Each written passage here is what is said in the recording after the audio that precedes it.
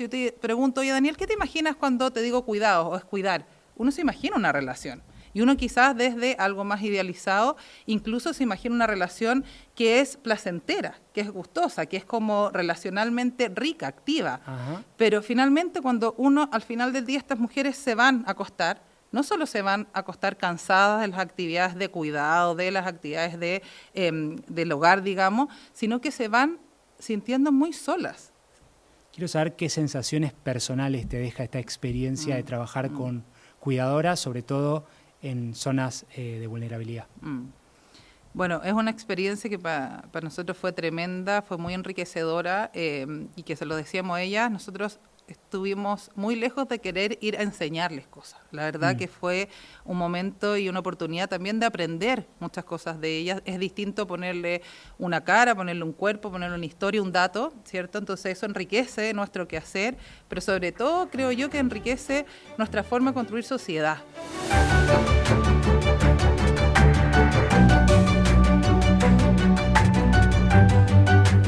La salud mental es más que un tema país, es una deuda país.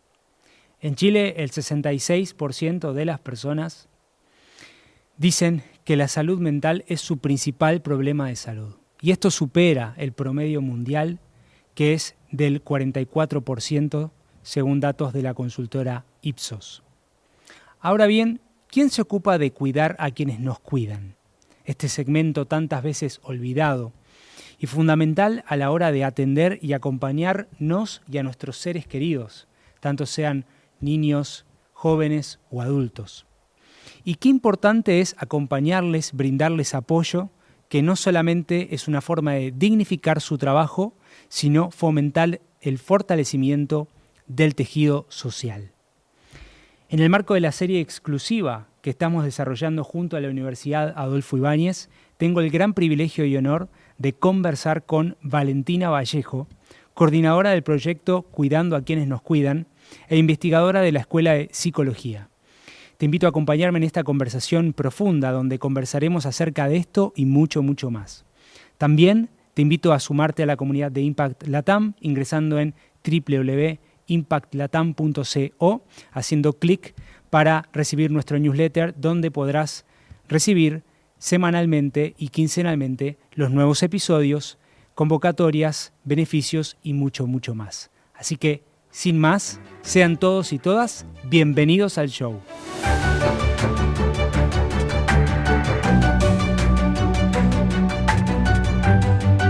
Bienvenida, Valentina, a un nuevo episodio de Conversaciones con Impacto. Muchas gracias por sumarte y compartir con nosotros tu experiencia en este proyecto. Muchas gracias, Daniel. Estoy feliz hoy día de estar acá y que podamos conversar de un tema que me apasiona, que he tenido la suerte de investigar, de intervenir y de que en el fondo en el año 2024 tuvimos un lindo proyecto. Así que muchas gracias a ti por la invitación. No, por favor. Bueno, Cuidando a quienes nos cuidan es el título de la serie, de esta miniserie. Hay un dato tremendo que mientras me pasabas información fui viendo que es más del 70% de las cuidadoras declara tener problemas de salud mental, angustia, ansiedad, pánico. Contame un poco cómo englobaron este proyecto o básicamente el descubrimiento principal en base a este tema, ¿no? ¿Por qué es importante esto? Sí, mira, la verdad que hace muchos años, hace más de 2 décadas, que hay varios grupos de estudio que han investigado sobre la salud mental de las mujeres, ¿cierto? Que han investigado también sobre cuidados, pero después de la pandemia es un tema que se visibilizó. Los que venimos hace muchos años antes de la pandemia trabajando en esto no nos sorprendió. Es difícil ocupar el verbo alegrarnos, ¿cierto? Pero por último, quedamos conforme de que se está visibilizando un tema que es tremendo, que tiene una prevalencia tremenda, que es un tema urgente y que es un tema que difícilmente no le atraviesa a toda la población. Si pensamos en diversas temáticas, problemáticas de salud mental, generalmente uno encuentra como ciertas poblaciones específicas, pero si uno se pregunta a quién no afecta que una cuidadora, ¿cierto?, tenga un problema de salud mental, creo que ninguna persona te puede decir, a mí no me afecta. porque todos hemos sido cuidados, estamos cuidando o nos van a tener que cuidar. Entonces, esa es como la primera gran certeza y primera idea, de decir, aquí tenemos que hacer algo porque ya los datos están. Entonces, no es el foco levantar más datos, sino que, ¿qué hacemos con estos datos? ¿Qué propuestas, qué soluciones podemos empezar a construir? Y creo que ese fue el puntapié inicial para armar este proyecto en Linnova que se llama Cuidando a quienes cuidan, y que iba, insisto, dirigido a poder pensar y co-construir maneras y formas de devolverle oportunidades a estas cuidadoras para poder hacer cosas distintas, entendiendo que eso iba a tener un impacto positivo no solo en ella, sino que también en quienes cuidaban y también en las generaciones que vienen. Eso claro. es como el primer puntapié inicial.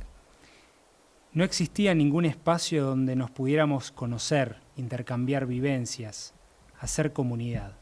Esto es uno de los testimonios que está, de las cuidadoras que está en el video y que habla del proyecto. Más allá del proyecto, que vamos a hablar un poco, quiero saber qué sensaciones personales te deja esta experiencia de trabajar con cuidadoras, sobre todo en zonas de vulnerabilidad. Bueno, es una experiencia que para nosotros fue tremenda, fue muy enriquecedora y que se lo decíamos a ellas, nosotros estuvimos muy lejos de querer ir a enseñarles cosas. La verdad que fue un momento y una oportunidad también de aprender muchas cosas de ellas. Es distinto ponerle una cara, ponerle un cuerpo, ponerle una historia, un dato, ¿cierto? Entonces eso enriquece nuestro quehacer, pero sobre todo creo yo que enriquece nuestra forma de construir sociedad. Y en ese sentido nosotros lo pasamos muy bien haciendo el proyecto y es bien paradojal lo que te voy a decir porque, bueno, yo trabajo mucho en violencia y cada vez que digo esto como que la gente se sorprende porque no es que sea rico, no es que sea una felicidad enorme trabajar en violencia, ojalá no hubiera violencia, pero la satisfacción, la retroalimentación que uno siente cuando está trabajando con personas que están viviendo situaciones críticas es tremenda y eso da fuerza para seguir y para pensar en conjunto también otras formas, soluciones de poder afrontar, porque las cifras no bajan. Entonces, en particular estas mujeres efectivamente era muy paradojal porque uno dice o se imagina, ¿cierto? Si yo te pregunto, oye Daniel, ¿qué te imaginas cuando te digo cuidado o es cuidar? Uno se imagina una relación. Y uno quizás desde algo más idealizado, incluso se imagina una relación que es placentera, que es gustosa, que es como relacionalmente rica, activa. Pero finalmente cuando uno, al final del día, estas mujeres se van a acostar, no solo se van a acostar cansadas de las actividades de cuidado, de las actividades del hogar, digamos, sino que se van sintiendo muy solas. Hay un vacío ahí tremendo, que en el fondo es decir, ¿sabes qué? Cuidé todo el día, estuve con alguien todo el día, alguien dependió de mí, pero yo siento un vacío que no sé cómo llenar. Y eso tiene mil explicaciones que podemos seguir conversando, pero tratar de acompañarlas, de entender, pero sobre todo de favorecer esta construcción más comunitaria, que se dieran cuenta que esa sensación no es solo de ellas, sino que también es de la vecina al lado, al frente, y que entonces pudieran entender que eso no es algo individual, sino que es algo que nos pasa a todas las personas que cuidamos, especialmente a las mujeres. Ya fue un tremendo logro del proyecto y es un poco este testimonio que me traes hoy día. Qué tremendo, porque pasa mucho también con los docentes, ¿no? Yo le digo esto de la esponja de absorción de la sociedad. Una sociedad con altos niveles de violencia, con altos niveles de estrés, con altos niveles... Todo eso se empuja hacia ciertos lugares, ¿no? Muchas veces los docentes se ven en los colegios. ¿Quién sostiene a los docentes? Y en este caso, ¿quién sostiene a las cuidadoras, cuidadores que están con niños que quizá tienen algún tipo de discapacidad o están con algún tipo de problemática? Que han sufrido quizá violencia familiar y que ellas mismas no tienen, ¿no? Las herramientas. Acá hay otro dato que a mí me voló la cabeza, que es, que vos decían ustedes en el reporte, ¿no? Casi 50% de las personas señalaban que tenían la necesidad de consultar a un profesional en salud mental, un psicólogo, por ejemplo, un psiquiatra, y no pudieron hacerlo por falta de financiamiento, pero aún así siguen trabajando. Entonces, es como, mucha gente está dejando lo más preciado de su vida, sus hijos, sus abuelos, no sé, quién sea, y esas personas muchas veces están invisibilizadas, ¿no? Totalmente, sí. Y esa es una deuda que creo que tenemos como sociedad, como Estado, que no es solo una deuda de Chile, sino que es a nivel mundial. Cuando te digo esto de la pandemia visibilizó la crisis de los cuidados, esto fue transversal, ¿cierto? Países mucho más ricos, países pobres, y claro, era fácil no ver, porque en el fondo eso es lo triste del asunto, que la invisibilización de la figura, ¿ya? De quien cuida, es fácil hacerlo porque en el fondo no genera costos, al revés.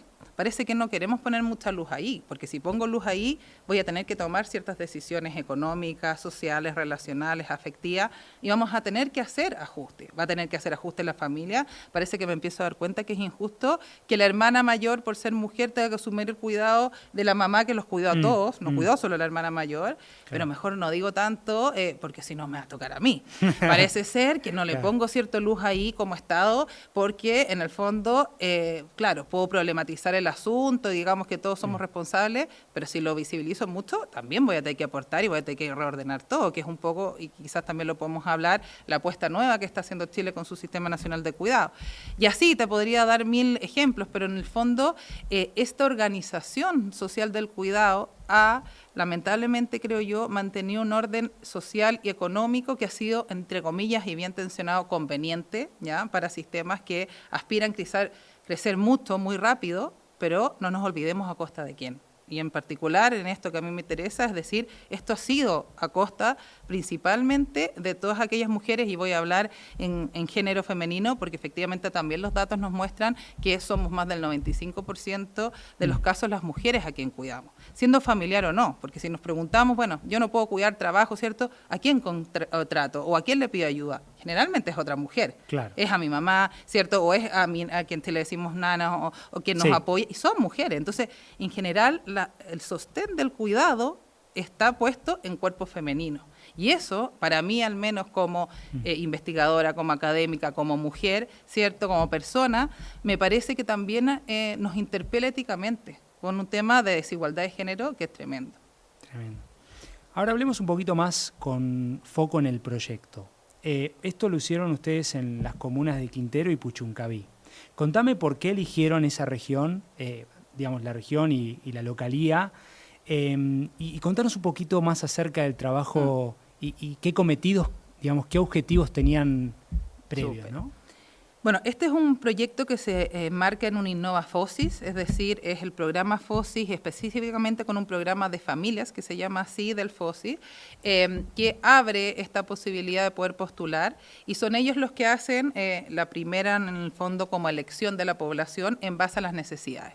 ¿Qué es lo que trabajan ellos? Ellos trabajan con las familias más vulnerables y más pobres del país, y dentro de la quinta región vieron que efectivamente Puchuncaví y Quintero eran comunas donde había mucha necesidad porque no había oferta de salud mental, ¿cierto? Sí. Porque también hay muchas zonas que son muy rurales, entonces la conexión es muy mala, y sabemos que en las zonas rurales efectivamente la oferta es más baja aún. Y en el fondo ya desde FOSIS se levantan estos dos territorios como territorios que están en una vulnerabilidad mayor frente a otros. ¿Ya? Claro, claro. Y para nosotros eso nos hizo mucho sentido porque también tenemos un tema de ojalá descentralizar. Yo soy de Viña del Mar, ¿cierto? La universidad trabaja en Santiago, en Viña, yo estoy en la sede de Viña, y aún así, ¿cierto?, uno se siente un poco región, cuando somos una de las regiones más grandes, y dentro de la región yo también estaría como en el centro, por así decirlo, pero sabemos que hay mucha diferencia de territorio. Entonces nos pareció muy bonito y era como muy consistente con esta mirada de, parece ser que es importante ir, ojalá, aportar a alguna inequidad, ¿cierto?, mayor, y territorialmente eso así lo era. Claro. Entonces aceptamos este desafío, nos hizo mucho sentido porque además son dos comunas muy multiproblemáticas. Quintero es zona de sacrificio ambiental, ya que es otra... ¿Qué significa eso?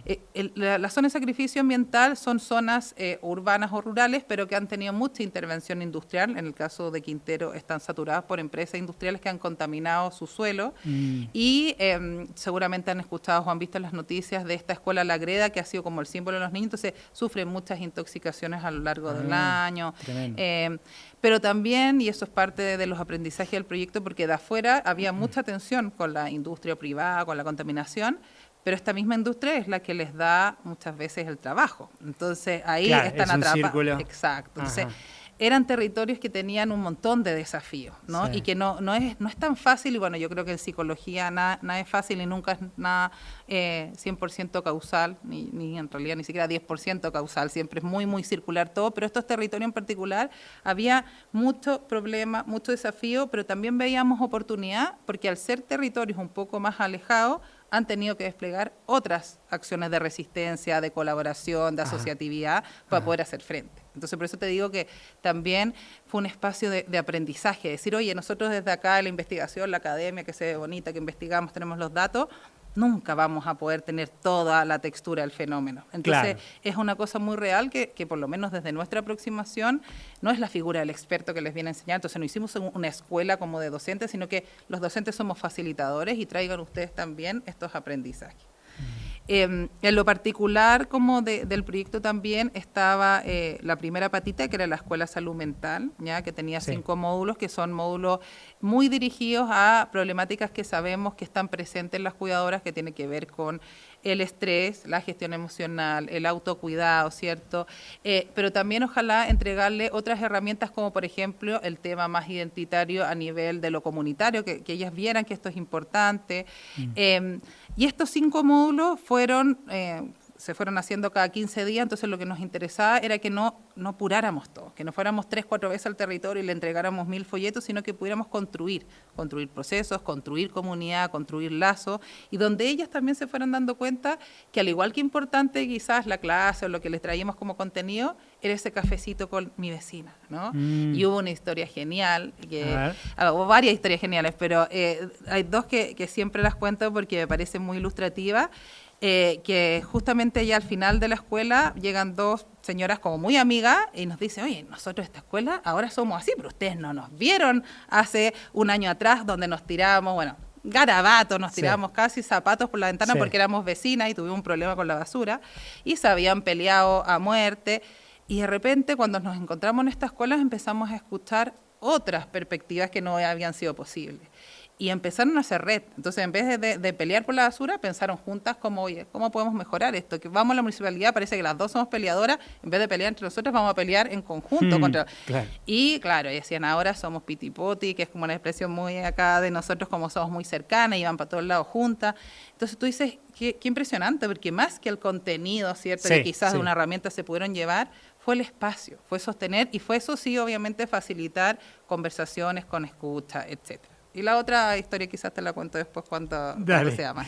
No, pero me parece buenísimo y sobre todo algo tan basal, tan simple. Yo tenía un profesor que me decía, nosotros tenemos una tecnología. Y yo le digo, bueno, ¿cuál es?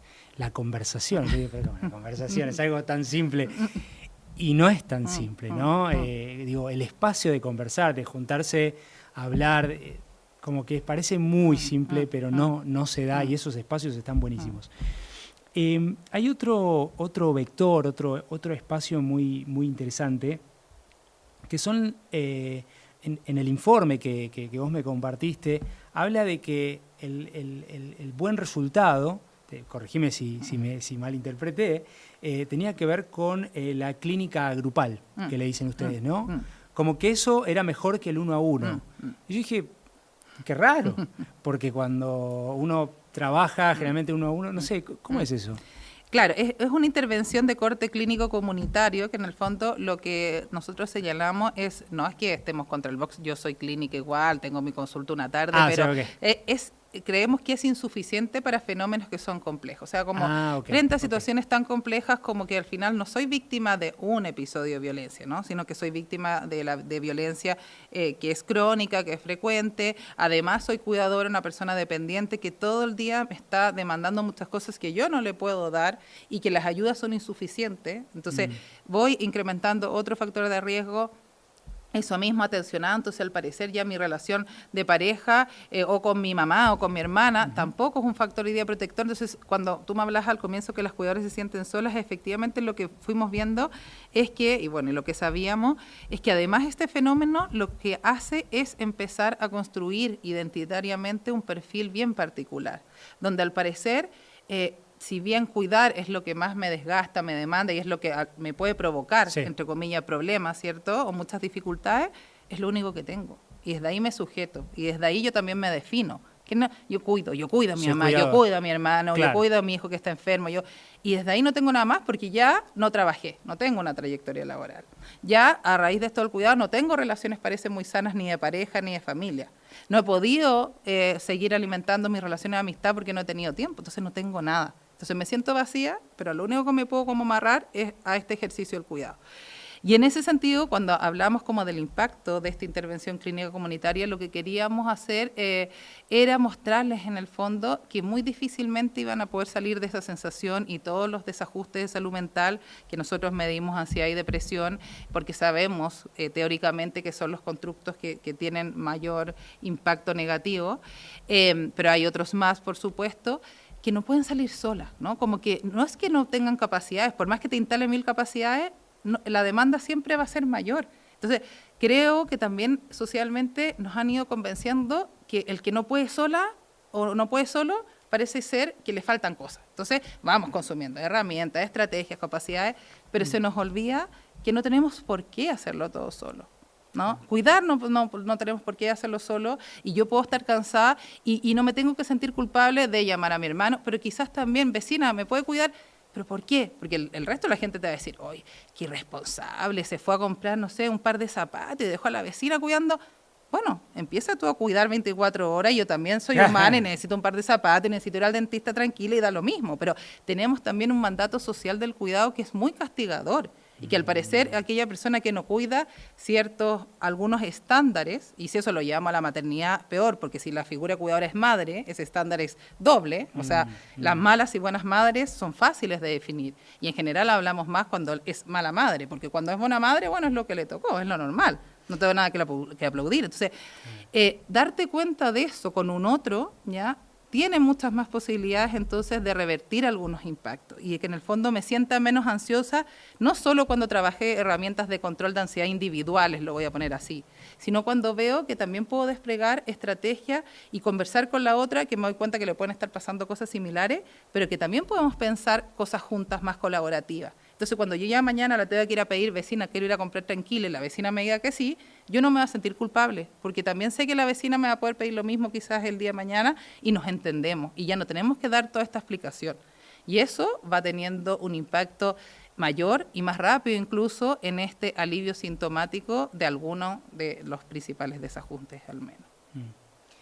Valentina, me hace todo el sentido lo que vos decís de, viste, la cultura, qué sé yo, de autoayuda, de todo esto como muy personal, y que ustedes hayan pensado en decir, che, la verdad que no le puedo dejar a todos súper herramientas, les dejo la comunidad, ¿no? Les dejo a ustedes mismos.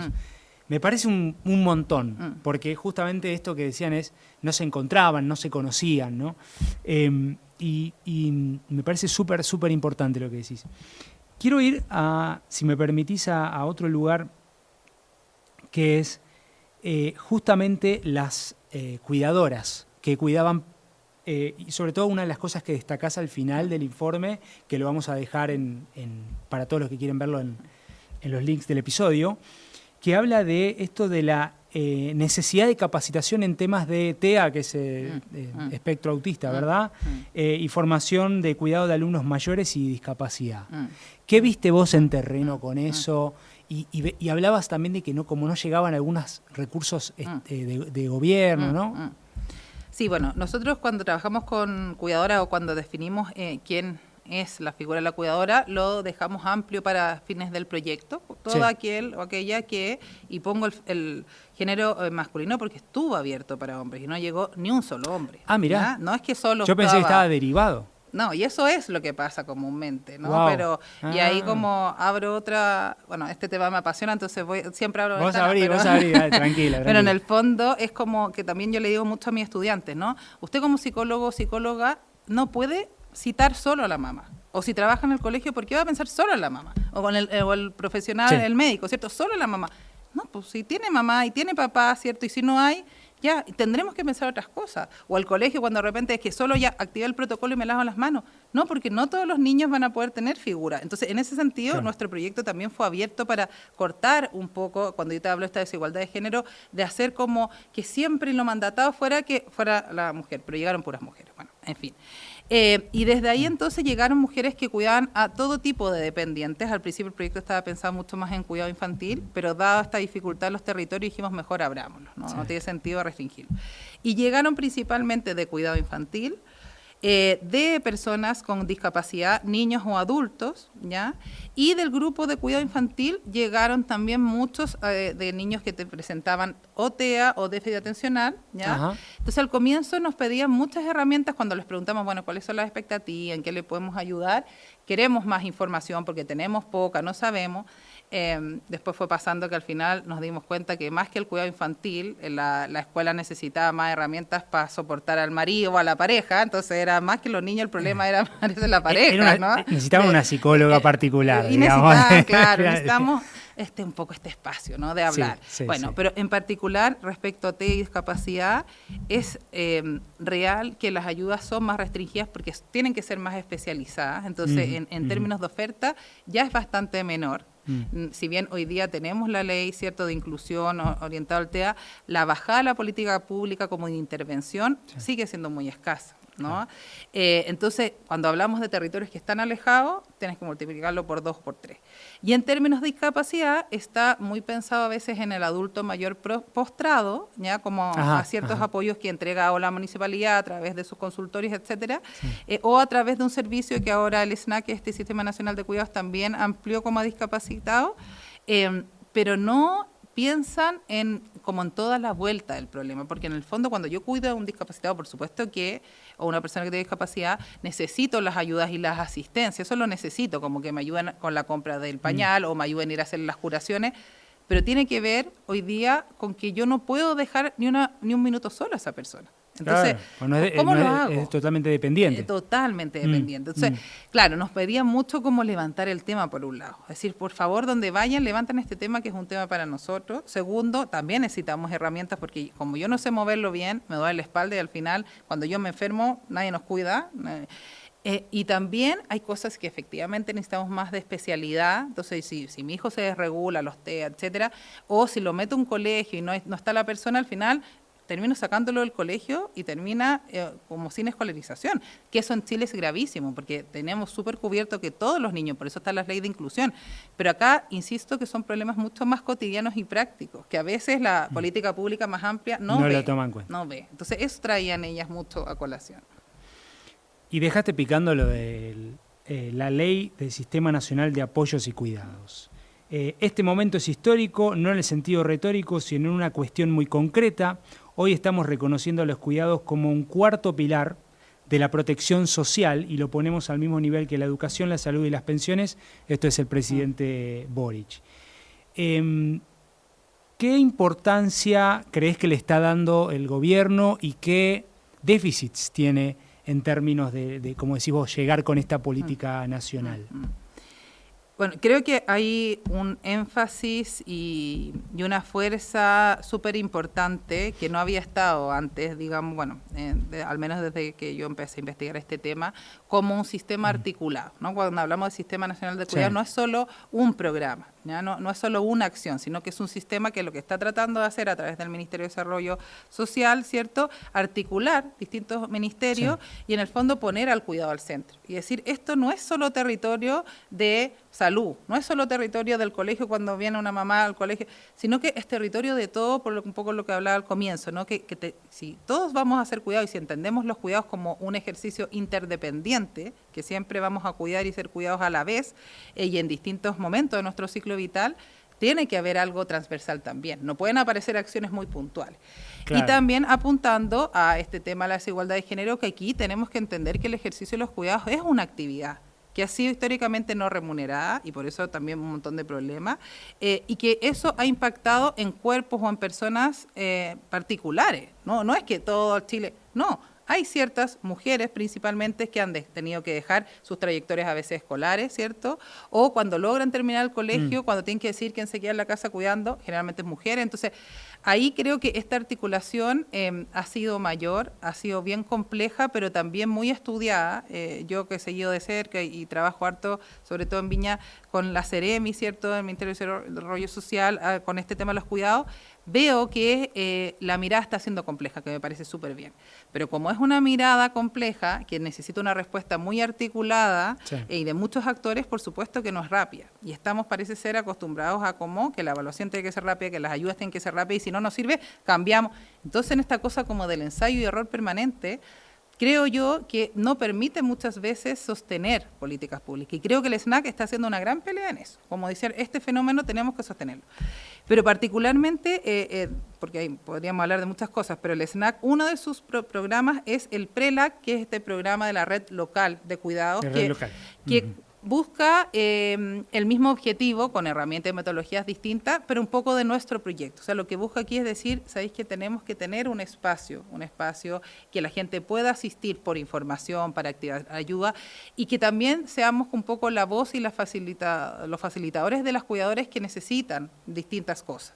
Y ahí hay programas que están en etapa de pilotaje aún, ¿cierto? Pero que se espera que van a escalar a todo Chile, que dan efectivamente distintas prestaciones comunitarias, psicológicas, pero también de kinesiología, de otras cosas, terapia ocupacional, etcétera. Pero lo que quiero oír, que creo que es un proyecto y un programa que requiere ser cuidado y que requiere ser esperado en términos de su evaluación. Porque este cambio, que es un cambio social, que es estructural, cuando hablamos de orden social, estamos hablando de toda una historia. Entonces, tenemos que esperar, ver cómo se instala, ir aprendiendo sobre eso, y yo creo que eso es súper importante en todo lo que es programa social, etcétera, intervención, que tenemos que aprender y tenemos que dejar de pensar que los indicadores que nosotros nos imaginamos como ejecutores de políticas públicas, como diseñadores de políticas públicas, van a funcionar igual. Entonces yo, por ejemplo, soy súper crítica con eso en un país que es tan diverso como el nuestro, que tengamos los mismos indicadores de un programa de Arica a Punta Arenas. O sea, no es posible, porque el territorio de Punta Arenas y las cuidadoras de Punta Arenas van a necesitar otras cosas diametralmente distintas que las de Arica en muchos aspectos. Van a haber otras que son comunes. Entonces, eso es lo que esta política y este sistema siento yo que tiene que diferenciarse, y hay mucho compromiso para que así sea, ¿no? Para decir, bueno, parece ser una política que no podemos homologar en todo Chile y que tenemos que ir probando con estos pilotos. Y en Quintero y Puchuncaví, te cuento que en Quintero sí estaba un PRELAC funcionando, un piloto, y en Puchuncaví no. Y lo que veíamos, eso sí, eran que aparecieron otros nudos críticos, porque en PRELAC funcionaba como súper bien lo técnico, pero cuando empezaba a tener que negociar con el municipio, que el alcalde, cuando lo político se empezaba a meter, ya lo técnico, para variar, se desinflaba un poco. Entonces, eran como realidades distintas, porque en Puchuncaví no había, entonces veíamos que habían oportunidades que faltaba todavía articular, pero por otro lado había una libertad como comunitaria, como que había mucha más esperanza y confianza como en las relaciones, ¿no? Es decir, parece ser que no va a venir un programa que después haga un check y diga, oye, esto acredita para el alcalde de turno. Entonces, ahí hay un desafío que no es menor de cómo de verdad, cuando hablamos de un sistema nacional, que los cuidados están al centro, lo entendemos, da lo mismo de qué color político, da lo mismo de qué cambio de gobierno, sino que realmente una mirada estatal, que es distinta a una mirada gubernamental, ¿cierto?, del gobierno de turno. Entonces, creo que es un sistema que hay que seguir de cerca, tenemos mucho que aprender del sistema uruguayo, que había empezado antes que nosotros, pero yo creo que nuestra región, Latinoamérica, estamos poniendo los cuidados al centro, bueno, principalmente porque también somos un países más pobres y que hemos usufructado un poco de cuerpos femeninos para esto, ¿no? Totalmente. Y vos hablaste de métricas, ¿no? Justamente, hablemos del impacto, porque del programa, ¿no? Básicamente, ustedes ensayaron varias métricas, pero ¿cuáles, si tuviésemos que sacar una instancia, un vector, un punto de interés, cuál es el principal indicador de impacto de este programa? Mira, lo pienso más en jerarquía, porque obviamente eso impacta, pero yo te diría que esta nueva medición, que es el sentido de comunidad. Nosotros quisimos, quisimos incluirlo para ver cómo correlacionaba con los constructos más de salud mental, ansiedad, depresión, estrés, que son los más como típicos que uno mide. Sí. Entonces, claro, si decíamos, pucha, vamos a ver que la ansiedad y la depresión o el estrés puede bajar, eso se puede explicar clásicamente, pero queremos ver si tuvo algo distinto este proyecto de innovación social, que iba apuntado más a la construcción de redes comunitarias, y ahí incluimos esta medida de sentido de comunidad, que correlacionó significativamente ¿no? Con la bajada en ansiedad y depresión. Entonces, dicho de otras maneras, vimos que aquellas mujeres que aumentaron más su percepción de tener una comunidad más cohesionada, que el tejido social se había cierto puesto más grueso, más estable, más predecible, bajaron sus niveles de ansiedad y depresión. Entonces, la mirada ahí fue como decir, las unidades, los indicadores, los constructos que sabemos que funcionan a nivel personal en términos, por ejemplo, de las relaciones vinculares significativas que dan bienestar, ¿ya? Estoy pensando así como cuando uno piensa, ¿por qué esta persona me siento tranquila con la persona que está al lado? A veces tu mamá, a veces tu pareja, ¿cierto? Los hijos generalmente son personas que tienen las cualidades del apego que sabemos en psicología también, que son personas estables, que son personas predecibles, que son personas, ¿cierto?, que donde el nivel de estrés o violencia no está. Y eso mismo quisimos ponerlo un poco en la comunidad. Bueno, ¿y qué pasa si transferimos esto mismo a sentir que nuestra comunidad también está disponible, también es predecible, también es estable, ¿ya? También se construye? Y desde ahí entonces este indicador de impacto finalmente fue súper positivo porque vimos que los casos, entre comillas, más exitosos fueron aquellos casos donde el sentido comunidad subió, ¿no? Significativamente entre el pre y el post. Eso es como cohesión social, sería, ¿no? Cohesión social, comunicación también entre las personas, ¿cierto?, de la comunidad, confianza. Hoy en día se habla mucho de esto de lo de las tribus, no sé si escuchaste, que cada uno busca usted tu tribu, desde la mirada psicológica y formalizada y académica. ¿Cuál es tu opinión con eso? O sea, totalmente. También había este dicho, ¿cierto?, que para cuidar a un niño se necesita una tribu, y es un poco eso, es volver. Cuando yo te decía, lo contemporáneo nos ha convencido de lo individual, yo creo que eso también nos está matando a la vez. Es verdad que hemos tenido un montón de avances. Yo creo que acá no es todo blanco-negro, no es que no hagamos nada individual, pero acá en algunos temas para cuidar, sobre todo, ¿cierto?, donde estas prácticas necesitan ser sostenidas, por supuesto que este tema más de la tribu, más de la identidad, nos protege, nos da una sensación, primero, de sostén, ¿no? Segundo, de seguridad, porque yo por supuesto que voy a estar más tranquila si sé que en la pandemia pasaba mucho, ¿qué pasa si me desmayo, me muero? Y que sé que mi vecina va a estar pendiente de mi hijo, yo voy a estar más tranquila, ¿no? Y acá en ese sentido también creo como de dejar de ver que el bienestar y la protección de un niño o niña o de cualquier dependiente, yo soy más infante, entonces siempre hablo de los niños como es mi camiseta, pero no depende solo de esa familia o de esa mujer, sino que es una responsabilidad social que ese niño o niña crezca para después convertirse en un ciudadano, ¿ya? Tiene que ser realmente encarnado, no puede ser una declaración de buenos principios y decir, hoy sí me hace sentido, pero al final del día no hago nada, ¿cierto? Entonces, cuando lo veo, entonces yo voy a tomar una actitud distinta a cuántos casos hemos escuchado que la gente después dice, pero ¿cómo no escucharon que esta niñita que la han violado, ¿cierto?, de que debe haber gritado por la edad que tiene, perdón la crudeza en mis palabras, pero yo trabajo en violencia, entonces no se sorprenda, porque la escuchó, pero tenemos la idea de que eso es un ámbito familiar íntimo y que yo no puedo ir a tocar la puerta. Pero si yo tuviera la idea que ese bienestar de ese niño o niña es una responsabilidad de todos nosotros, yo voy a ir a tocar la puerta de una manera más segura. Entonces, eso es lo terrible, ¿cierto?, de seguir pensando que el cuidado solo tiene que recaer en manos, ¿cierto?, primero, familiares, porque tenemos un modelo muy familiarista de cuidado acá en Chile, que eso es lo principal, y dos, que efectivamente al final del día es algo como íntimo, algo que le pase a un niño o niña, como que el bienestar y por ende del otro lado la violencia fuera algo que en realidad yo no me voy a meter porque lo tienen que manejar ellos. Entonces, eso es cuando yo te digo peligroso, es lo que nosotros queremos prevenir, es decir, vamos a fortalecer las redes comunitarias, ya la cohesión, la confianza, Exacto, para poder prevenir y que si hay una mujer o una familia que esté más sola o que no pueda, porque a veces efectivamente las familias no es que sean malas personas, están sobrepasadas, ¿no? Y no pueden cuidar bien, pues pueden ir a golpear la puerta sin sentirse culpable en vez de decir, mejor que nadie sepa y le grito al niño, entonces cállate que no te escucha el vecino. No, prefiero decir, ¿sabéis qué, vecina? Estoy sobrepasada, he tenido un día terrible, ¿no?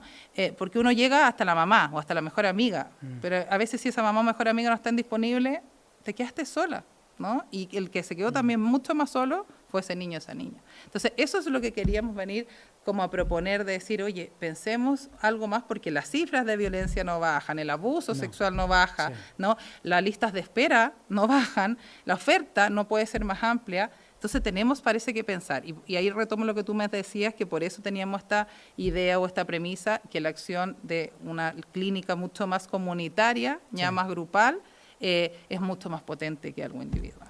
Entonces, esa comunidad, esa cohesión, pueden lograr que cuando se vulnera un derecho, digo, podría ser un inicio de solución. Yo soy una Esto que decís vos sí. de ir a tocarle la puerta porque ya conozco el vecino, pero ¿no? De temas tan graves, sobre todo. Porque digo... Sí, porque antes cuando uno decía voy a salir a la calle, claro, uno estaba todo el día y no es hace tanto tiempo, o sea, yo me juro joven, ya no soy tan joven, pero te digo hace 30 años, ¿no? Como cuando uno iba a jugar, era como normal y tú hacías comunidad en tus barrios, ¿cierto? Con tus vecinos, etcétera. Pero llegó un momento que se empezó a privatizar la existencia y todos empezamos, claro, a invitar a la amiguita a la casa, pero ya parece ser que el barrio ya no era mi territorio, era mi calle donde llegaba para entrar, pero no era mi territorio. No. Y con eso, si empezamos a sumarle las áreas afectivas, etcétera, entonces, ¿cómo voy a dejar y tener confianza en realidad si ni siquiera confío que pueda jugar en que alguien de ese territorio lo cuide? Entonces, ahí voy con que son años de historia, son años de políticas públicas que han estado sostenidas también en cierto sistema, mucho más individual, ¿cierto? Más privatizado, etcétera, pero creo que nunca va a haber una sola solución, pero si no apuntamos a ampliar un poco más, ¿no? Creo que las tasas y las tremendas cifras terribles que tenemos en términos de victimización en la infancia, somos uno de los peores países. La UNICEF cuando sacó el estudio del bienestar, Chile está muy abajo en bienestar de las infancias. Y yo amo mi país y amo un montón de cosas, creo que tenemos recursos de todo índole, humanos, profesionales, naturales, etcétera, para ser un país tremendo. Entonces no me cabe que nuestros niños y niñas lo estén pasando tan mal. Totalmente. Y esto que hicieron, que trabajaron, que llevaron el proyecto, ¿cómo se puede hacer para escalarlo? ¿O es posible escalarlo a otras regiones fuera de Chile? Ahí yo creo que es súper importante subrayar cómo en la innovación, ¿cierto?, en los aprendizajes, en el sentido que justamente se llama Innova, este proyecto del FOSIS, porque lo que buscaba era proponer esta primera solución y tenía esta dimensión del aprendizaje donde el error era súper permitido. Y eso lo hemos hablado con otros colegas acá, ahí de la Dirección de Investigación y otros colegas que nos atrevemos un poco a salir, que como que es importante hablar del error porque eso va a permitir escalar proyectos que sean más adaptados y mejores. Claro. Y en ese sentido es súper escalable porque lo que hizo el FOSIS es justamente seguir como muy de cerca la validación de cada paso. Entonces, cuando veíamos que algo estaba pasando mal, no importa que en el papel hubiésemos firmado, dicho, ¿sabéis que vamos a hacer estos 5 módulos de esto y vamos a hacer? Si veíamos que las mujeres no estaban enganchando, podíamos proponer, ¿sabes qué? Nos funcionó mejor una estrategia más experiencial, entonces el módulo 4 que lo teníamos así, lo vamos a cambiar y eso era autorizado. Generalmente en los proyectos, cuando uno manda una carta Gantt y esa carta Gantt es autorizada o comprometiste una metodología, claro, tienes que hacerlo un poco al revés, justificar muy bien. Entonces este piloto empezó a ser muy seguido, hicimos los ajustes necesarios y fue uno de los mejores evaluados del Innova del año pasado, porque habían varios a lo largo de este día en distintos desafíos, y lo que se busca es que haya una segunda etapa de escalabilidad. Entonces lo que tuvimos que hacer es ir a mostrarle este proyecto al FOSIS, etcétera, y para nosotros como equipo, por supuesto que lo que buscamos es instalarlo. Yo, si tú me dices cuál es tu sueño, mi sueño es seguir en esta línea, ¿no?, como de innovación social y de pilotos, sobre todo de intervención, pero que ojalá que esos pilotos se vayan especializando cada vez más, porque yo partí en esto, porque después de trabajar 10 años en el CABAS como experta, como perito en abuso sexual, desde ahí vengo, y desde ahí quise saltar a la academia, a la política pública, para decir, ojalá podamos pensar cosas distintas, pero nunca olvido de dónde vengo, todos los relatos que escuché, y lo que me gustaría es justamente poder transferir a decirle, ¿sabes qué? Es importante que lleguemos antes y usted no está sola, como te decía al comienzo. Entonces tenemos un rol muy importante, la academia, los profesionales o todos los profesionales psicosociales, pero dejemos de pensar que vamos a hacer la salvación, porque no nos da. Ya no nos dio, ¿no? Entonces, son demasiadas carencias. Son demasiadas. Entonces tenemos que pensar, creo yo, como soluciones que puedan amplificar los conocimientos, transferirlos con responsabilidad, por supuesto, ¿cierto?, con supervisión, y desde ahí nace esta idea de intervenciones más de corte clínico comunitario que sean escalables y que vayan juntando varias tribus, por así decirlo. Está buena esa, es una muy buena idea. Un poco para ir cerrando, querida Valentina, te voy a hacer algunas preguntas finales y después vamos a dejar un mensaje, ¿te parece? Si tuvieses la posibilidad de poner un cartel gigante, esto que los americanos llaman un giant billboard, en la puerta de, vos dijiste que era de Viña del Mar, o la ciudad que más ames en el mundo, que tenga que ver con este tema. ¿Qué frase o texto tendría este cartel y por qué?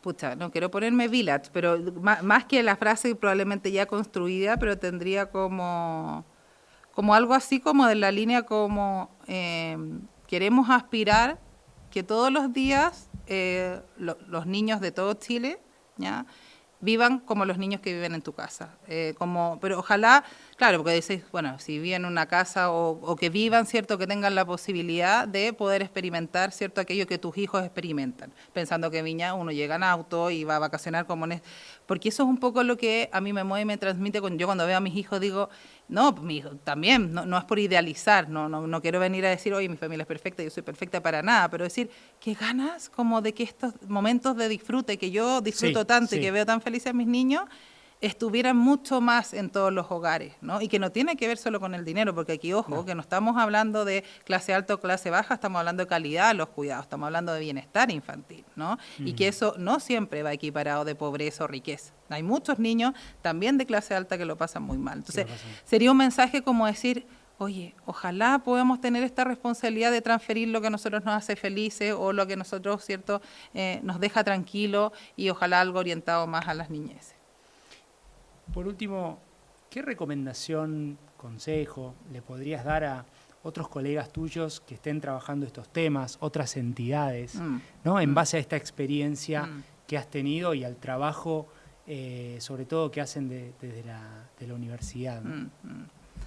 Yo les diría, o solo transmitiríamos como mucha motivación, energía. Son proyectos que te requieren como con mucha carga, no solo física, sino mental, mucho compromiso, pero sobre todo, y que yo creo que eso sí es un mensaje más hacia la academia, con algo que nos empieza a dejar como de gustar o dejar de estar acostumbrados, que es de evaluarnos a nosotros mismos todo el tiempo, ¿no? Y no esperar la evaluación final, sino como de estar mirando, ¿no? Cuando decimos de aprender del error, yo creo que tenemos que hablar mal de lo que nos sale mal, ¿no? Porque muchas cosas nos salen mal, pero si uno habla con el colega, generalmente contáis del proyecto que te salió bien, del Fondesit que te ganaste, de lo positivo, que bien, bueno, pero hablemos también del error, porque en el error está el mayor aprendizaje, ¿no? Y cuando sobre todo hablamos de fenómeno acá en Lugaí, yo cada vez que voy, me gusta mucho ir a veces a charlas o cosas de otras escuelas, como porque uno primero se entera de que están haciendo cosas interesantes. Siempre me sorprendo, porque de verdad creo que hay mucha creatividad en esta universidad de pensar cosas distintas, pero cuando salta un error no es porque uno sea malo, ¿no? Generalmente es porque o el fenómeno es tan complejo o realmente hay algo que no estoy mirando. Entonces, creo que, y aquí generalizo un poco más, no es lo ahí, pero que la academia a veces, no sé si le da pudor, no sé si es un tema de ego, no sé si nos han acostumbrado también que el error es grave y se penaliza mucho en investigación. Más cultural. Entonces, ahí yo creo que juntémonos a hablar de lo que sale mal, porque estoy segura de que vamos a aprender entre todos de nuestras grandes equivocaciones también. Fenomenal. Y ojalá que esta experiencia, esta vivencia tuya sirva para muchas personas que les interesa el tema, quieren indagar. Vamos a dejar, como te comentaba, en los links del episodio para ver el reporte, el video y demás. Y vamos a dejar también tu LinkedIn para aquellos que te quieran escribir, quizás generar lazos de otros países, quién sabe. Querida Valentina, hablamos de un montón de cosas. ¿Algún tema, mensaje final, algún tema que no hayamos tocado, algún mensaje final para la audiencia, para cerrar? Yo solo como que me gustaría cerrar con todas aquellas mujeres que participaron, agradecerles nuevamente más públicamente, porque con todo lo que hemos hablado, ellas son las protagonistas. Sí. Entonces, ojalá puedan ver ahí el video que vamos a linkear, que es las voces directas.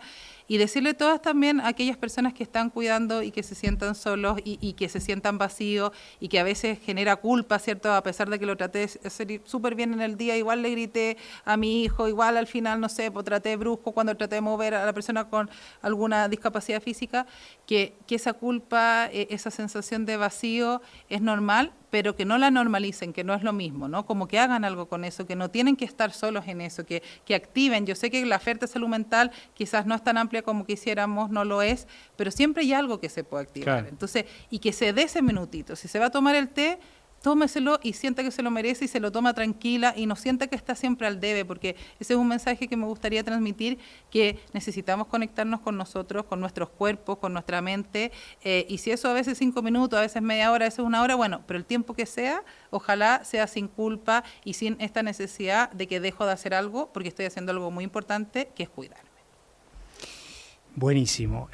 Bueno, esta es la primera vez que conversamos, no va a ser la última. Probablemente si avanzan con este proyecto, tienen más reportes, este espacio también te lo extiendo para que cuenten desde la escuela para venir a conversar en el podcast. ¿Dale? Muchas gracias, Daniel, lo pasé súper bien, así que ahí vamos a estar atentos si alguna vez se da otra posibilidad. Dale, muchas gracias. Y muchas gracias a todos y cada uno de ustedes por prestarnos su tiempo, su oído, su oreja y compartir con nosotros esta linda experiencia.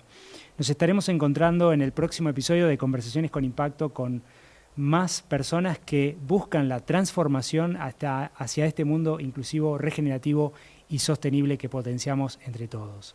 Así que, como siempre digo, donde sea que estén, buenos días, buenas tardes y buenas noches.